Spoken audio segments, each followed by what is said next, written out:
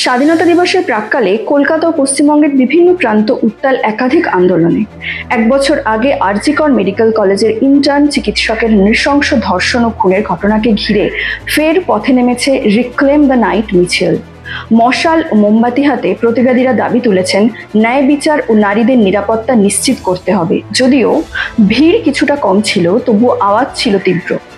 এর কয়েকদিন আগে নিহত চিকিৎসকের বাবা মা নেতৃত্ব দেন নবান্ন অভিযান মিছিলে।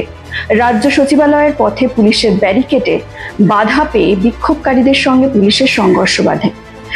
লাঠিচার্জ, জল কামান এবং 100 জনেরও বেশি আহত হন, যার মধ্যে ছিলেন ওই চিকিৎসকের মা। পুলিশি নিগ্রহের অভিযোগে আনুষ্ঠানিক অভিযোগপত্র জমা হয়েছে। এদিকে চাকরিচ্যুত প্রায় 25,700 শিক্ষক লাগাতার ধর্ণা ও মিছিল চালিয়ে যাচ্ছেন। নিয়োগ দুর্নীতি মামলার পর পুনঃপরীক্ষা ছাড়াই পুনর্বহালের দাবি তাঁদের। নবান্ন অভিমুখী পদযাত্রা পথ অবরোধে অচল হয়ে পড়েছে শহর।